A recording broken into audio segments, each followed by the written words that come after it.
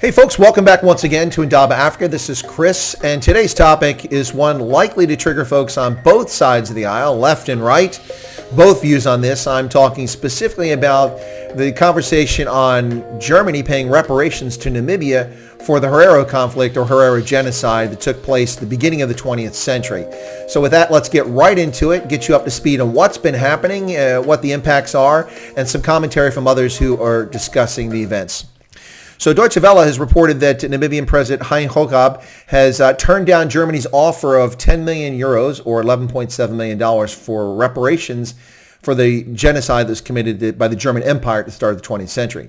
He's quoted as saying, "The current offer for reparations made by the German government remains an outstanding issue and is not acceptable to the Namibian government." He further went on to say that the government special envoy to negotiate this topic, Zed Ngaviru, would continue to negotiate for a revised offer, as Heingab describes it. Yeah. He took exception to Germany's use of the term healing the wounds rather than using the term genocide to describe what happened. Now, both of these countries, Namibia and Germany, have been in negotiations since 2015 about this topic of reparations and recognition of a genocide. In June, he suggested that Germany would offer an unreserved apology, but Berlin hasn't done so. Now, Germany, of course, has repeatedly refused to pay reparations, direct reparations, for what happened by the German Empire over a century ago. Now, CNN says that Germany first began discussing made its first formal apology back in 2004. But the descendants of the Herero and Nama people are reportedly seeking $4 billion in reparation payments for what they consider to be an orchestrated campaign of extermination prior to the end of the First World War, or to the beginning of the First World War. Now, for many years, Germany has been in negotiations talking about this. Namibia has asked for the Germans to call the war a genocide, which they've not done, and to commit to paying reparations to the affected tribes. Interestingly enough, the government of Namibia is negotiating on behalf of the Nama and the Herero people, excluding them from the conversation. Now, Germany, for its part, has acknowledged and expressed its regrets for its imperial troops' role in the conflict, but refused to pay compensation. Now, the problem I have with that is that the Federal Republic of Germany bears no responsibility for Imperial Germany and what happened over a century ago. And what this does is just opens up a floodgate of other fallacious claims to compensation or reparations. We've just seen within the last 24 hours, Burundi is now demanding 36 billion euros in reparations from Germany and Belgium for the colonial era. It also involves the issue of land restitution, beyond the scope of the German government, but nonetheless something that many commentators feel that the Germans could contribute to by giving money to Namibia to purchase land. So Henning Melber, who's Director Emeritus of the Dag Hammarskjöld Foundation in Uppsala, Sweden, and a professor at the University of Pretoria and University of the Free State in Bloemfontein, has said that land is identity and stolen land translates into stolen identity. He also said it's necessary to right the wrongs of the past. He says that Germany should fund a redistribution and expropriation policy, and that they should also co-finance investments in rural infrastructure and agricultural extension services, and that these communities that benefit from this would then benefit from resettlement. Now, the problem I have with this, of course, is that land is identity. Well, that's an outdated concept. Most of the planet doesn't own land, and so that's a misnomer, and it's one that people need to stop hanging on to. Stolen land translates into stolen identity. You can only have your identity stolen if you allow other people to steal it. You are who you are and who you self-identify as. Otherwise, you're just a victim claiming compensation from others. It's necessary to right the wrongs of the past. What I find interesting about Professor Melber's argument on that is that his argument seems totally fixated on the German colonial era, completely ignoring the arrival of the Herero into what is now Namibia in the 18th century, when they displaced and pushed aside the Khoi peoples who lived there into the fringes and deserts of Namibia, occupying the land which later Germans came and got by title, which was ceded to them by the Herero, and some of it which was taken. But he has a complete disregard for the theft of land from the Khoi who were there before the Herero ever arrived in Namibia. Same story we hear in Zimbabwe, with Ndebele taking land from Shona, or all of the Bantus taking land from the Khoi and San, or South Africa, where the Bantus dispossessed and dislocated and exterminated the Khoi and San as well. It seems that anger only fixates on a particular period of history for these people, restitution and righting wrongs of the past. And that in itself proves the argument is silly for reparations. Why no reparations for Khoi and San in Namibia? Why only for the Herero, who themselves stole land from the indigenous population when they arrived as colonialists in the 17th century and the 18th century? Why only the land taken from Herero, which they previously stole from others? Interesting in that. But this is the nature of the conflict. This is this bizarre fixation in the West on comments about Europeans' role in Africa, but not Africans' role in Africa. So there's some problems with this narrative, and let's talk about that. Number one, they're demanding reparations from a country that does not exist. Shall we demand reparations from the Orange Free State, an entity that doesn't exist? Shall we demand reparations from the Seneca Nation, a country that does not exist? Shall we demand reparations from Imperial Germany, a country that was disbanded at the end of the First World War, and then its successor state was forced to pay reparations to the victorious Allies to the tune of billions of dollars? The German Empire paid a price for its actions in the First World War. It was consigned to the dustbin of history. Since the end of the German Empire, we've had the Weimar Republic replaced by the National Socialist regime of Nazi Germany, replaced in 1949 by the Federal Republic of Germany. That's the first problem. The country that they seek reparations from does not exist. No Homo sapiens from that time frame are alive today, and all have long since been passed away and dead. We do not punish the sons and daughters for the sins of great-grandparents. That's morally unacceptable. The sons and daughters bear no burden for the responsibility of the actions of their parents, their grandparents, their great-grandparents, and so on back in history. To inflict shame, guilt, or blame, an obligation on those born after events is a disgraceful game to play. This is an attempt to guilt people into paying for other people's crimes based on race. But it doesn't affect just one race, and we'll talk about that. Asking for recognition of the events is perfectly acceptable. Asking the German government to recognize that Imperial Germany committed atrocities against the Herero and the Nama people 1904 to 1908 is a perfectly reasonable and acceptable thing to do, for which the German government has recognized this. But it's a two-way street, ladies and gentlemen. I see efforts to rewrite history. I have seen recent updates and edits to Wikipedia page regarding this event, in which people have eliminated factual information about the people who were killed and repainted the story as if Hendrik Witbooi and others had given their followers instructions not to massacre civilians, yet they did. I see now the total downgraded to 100 to 150, not just there, but also in formal publications that are coming out, articles people publishing, downplaying the role when the Herero and the Nama people sabotaged the relationship because they were concerned that Imperial would buy their land and build a railroad through it. Legitimate concern, but you go to the negotiating table to talk about this, you start a conflict in which you go out and murder people, cut their ears off, cut their lips off, and slaughter them, in which they also killed women and children. But now historians deny that's the case, and we have evidentiary proof that that was the case. The Herero started the conflict by attacking German settlers and German residents, killing over 343 in the first few nights of carnage alone. They brought this conflict on themselves. Now, the execution of the conflict by the German imperial government was shameful, disgraceful, and morally wrong in many respects. But this was not an unprovoked conflict. It was not simply marching out and attacking innocent people. Now, many Herero innocent women and men died as a consequence of this conflict. But that's not why it started or how it started. This also opens illegitimate claims like Burundi's claim now for $36 billion in reparations from Germany and Belgium for the colonial era. Reparations for temporary wrongs is a legitimate topic, ladies and gentlemen. For history, that's a fool's game. For his part, Professor Henning Melber ignores the well-being of Namibians today and the property rights of law-abiding Namibians with a race-based narrative to expropriate land from Namibians because they have the wrong skin color. His skin color, obviously, but the wrong skin color. Not to restore historical land claims. It's simply wrong, it's foolish, and it stokes racial discord. There's no discussion here of the land that the Herero occupied, which they stole from the Khoi, being restored to the Herero or to the Khoi. It's simply a discussion of taking land from white Namibians and giving it to black Namibians.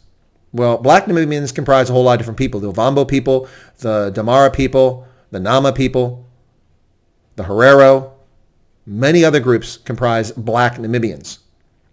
So who gets this restitution? Well, Germany has done much for Namibia, ladies and gentlemen. But before I go on to that, Henning Melber's discussion does not talk about Khoi and Europeans, compensating them. It's about restoring land to people who took it from someone else.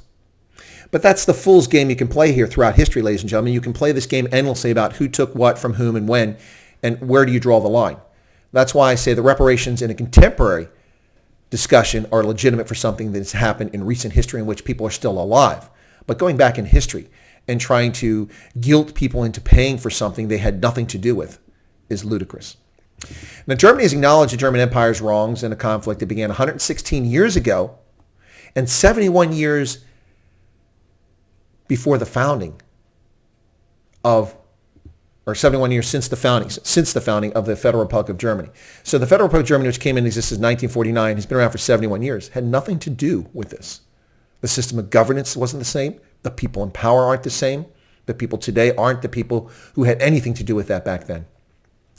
Now, this discussion about land is fascinating when Mr. Melber, Professor Melber, talks about righting historical wrongs. You're asking the Germans to pay reparations to Namibia, not to the Herero specifically, or to the Nama specifically, asking them to pay reparations so land can be restored, amongst other things. Yet there's no discussion about 1/3 of Germany having been stolen by the victors at the end of the Second World War. Silesia, German for 850 years, far longer than the Herero were ever in Namibia. Pomerania, German for 850 years, far longer than Herero ever were in Namibia. And East Prussia, long part of Germany. 1/3 of Germany stolen by the victors, given to the Soviets and to the Poles, in exchange for the Poles having 1/3 of their country stolen for the Soviets. No discussion of that. Germany's already paid a horrific price, and Germany continues to do much to benefit Namibia today. So, this from the German Federal Ministry for Economic Cooperation and Development.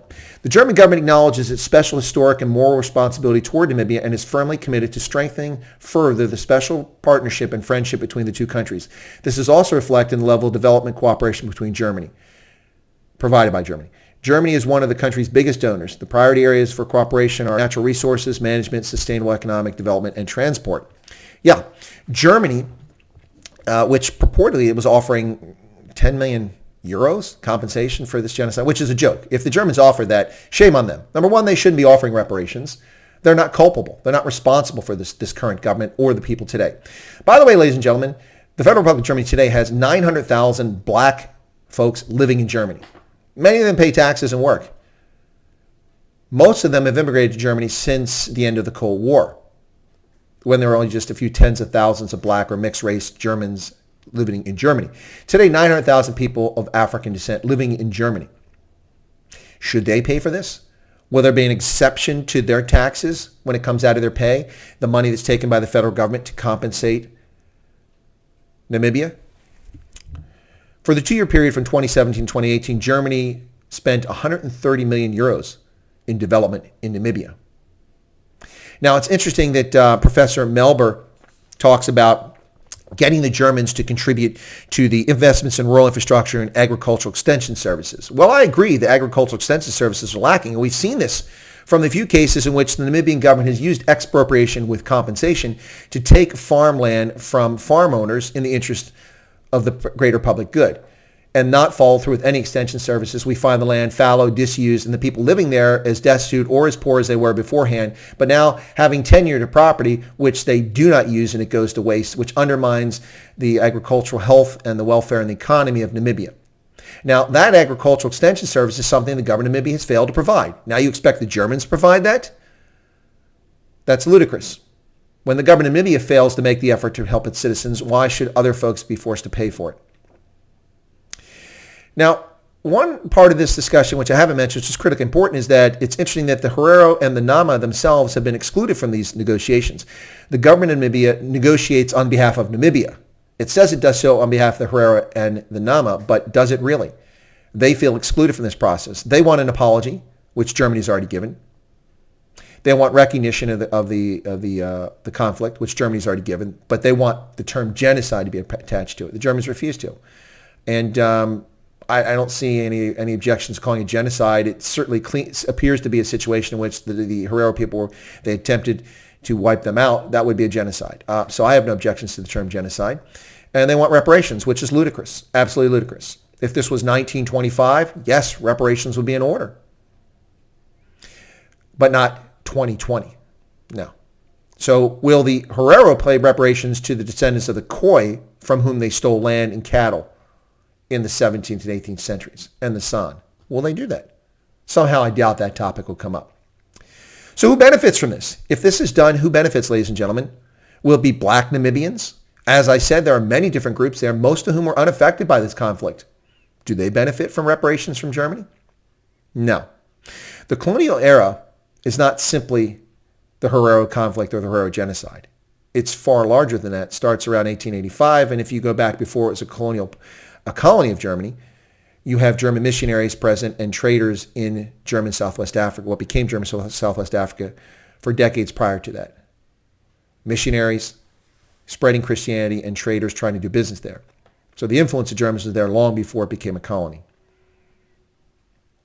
What about the 15,000 descendants of the Herero who live in Botswana today? Will they become beneficiaries of reparations paid to Namibia?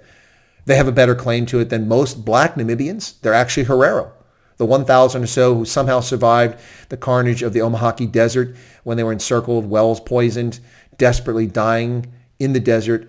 At least 1,000 of them escaped into what was Bechuanaland at the time and got refuge there. So the 1,000 who arrived there over a century ago now number about 15,000 in Botswana. Do they get compensation? You see the ludicrousness of this, folks? You can take this discussion so many directions. You can talk about so many different things. It becomes silly at some point. Now, that's going to hurt a lot of feelings, and it's not meant to hurt feelings. I understand the emotions tied to land. I don't understand the reason why. I mean, it's a 15th century concept, a time when very few people were landowners. And certainly land was not held individually or in title at that time. It was held communally. So did the chiefs get the land? And when we talk about land redistribution in Namibia, what about the 1/3 of the land that the government has designated for communal use? Why don't they redistribute that land as well and make agriculture more efficient? Well, it's an interesting conversation, folks. But the bottom line with this is that the problems with this narrative of Germany paying reparations is that it's from a country that doesn't exist. No one alive at the time is alive today. None of their children are alive today. Barely are we able to find grandchildren alive from people who were alive at that time, and very few at that. We do not punish the sons and daughters for the sins of their great-grandparents or their parents or their grandparents. This is an attempt to guilt people into paying for other people's crimes, and it's shameful. Asking for recognition of contemporary events is perfectly acceptable when a misdeed has been done.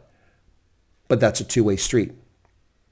Will the Herero apologize and recognize the murders of Germans, the slicing off of ears, the lips, the killing of innocent civilians, men and women, the torching of farmhouses that precipitated this conflict? Will they acknowledge that and apologize for it?